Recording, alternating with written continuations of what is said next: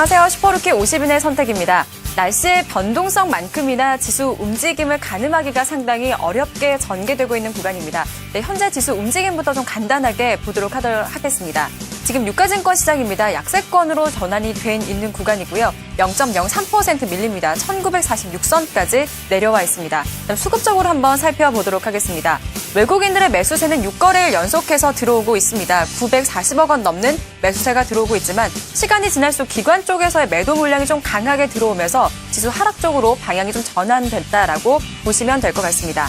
다음 코스닥 분위기도 점검을 해보도록 할게요.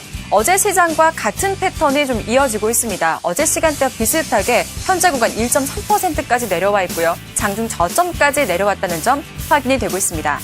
오늘도 종목, 업종 간의 차별화 현상들이 나타나고 있습니다. 이런 장세 속에서 슈퍼루키 50인들은 어떤 종목에 관심을 갖고 있는지 페이스북에 올라온 종목들 확인해 보도록 하겠습니다. 자, 제일 위에 오늘 LG전자가 보입니다. 전기 전자 업종 오늘 약세를 보이고 있고요. 또 LG전자는 개별적인 악재 소식이 전해지면서 좀 하락하고 있다는 점 조금 아쉬운 대목이고요. 그 바로 밑에 오늘 강준규 대리가 추천하는 두산인프라코 상당히 오랜만에 기계주도 이름을 올려놓고 있네요. 박대석 대리는 한국과 컴퓨터를 추천을 하고요. 하주영 대리는 대원제약을, 또 최윤아 대리는 옵트론텍을 추천하면서 IT 부품주도 오늘 좀 눈에 띄고 있습니다. 그 바로 밑에 김상윤 대리는 풍산을 이야기하고요. 변원규 대리는 CJ를, 또 원호준 대리도 마찬가지로 대원제약을 추천을 하고 있습니다.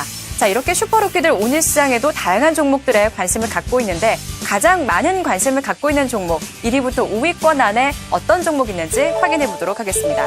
자, 1위는 오랜만에 이름을 올려놓았던 두산인프라코어가 올라왔고요. 2위는 좀 많이 거론됐던 대원제약이고 3위는 CJ, 4위는 한글과학컴퓨터, 5위는 이라이콤까지 이렇게 5가지 종목들이 올라왔습니다.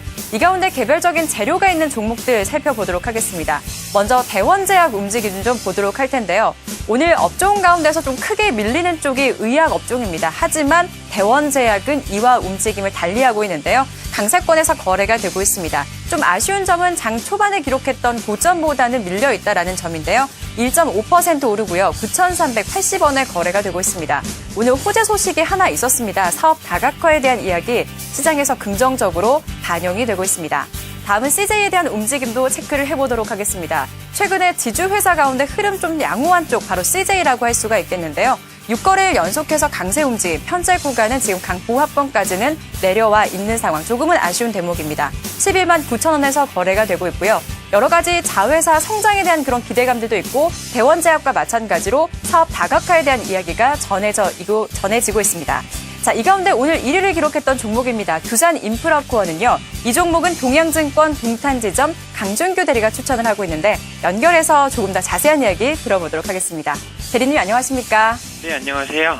오늘 기계업종 전반적으로 가격적인 메리트 이야기가 나오면서 두산인프라코어도 여기에 영향을 받고 있는데 선정 이유 바로 들어볼까요? 네, 전일 중국 증시가 3% 이상의 상승세를 보이면서 국내 증시에 활력을 불어넣었습니다. 중국 대부분 산업의 재고순환 지표가 반등하면서 경기 사이클에 대한 기대감이 확산되고 있는데요. 중국의 경우 12월 4일 연 최저점을 갱신하기도 하면서 바닥 다지기에 성공한 모습은 아니나 일단은 충분히 주가가 반등세를 기대해 볼 수 있는 수준이라고 판단하고 있습니다. 이에 따라서 두산인프라코어에 대한 관심이 더욱더 클 수밖에 없는데요.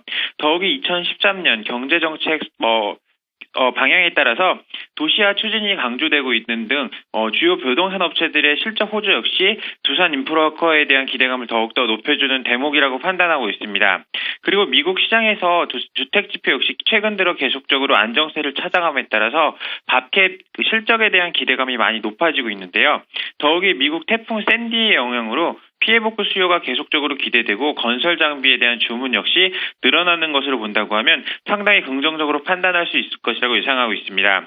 실적으로 봤을 땐 큰 기대감을 하는 것은 아니지만 이미 주가는 많이 하락하였고 바닥에 대한 인식이 확산되면서 2013년 실적에 대한 기대감은 여전히 남아있다고 감안해 볼 수가 있다고 하면 추가적인 상승의 여력은 있을 것으로 판단하고 있습니다.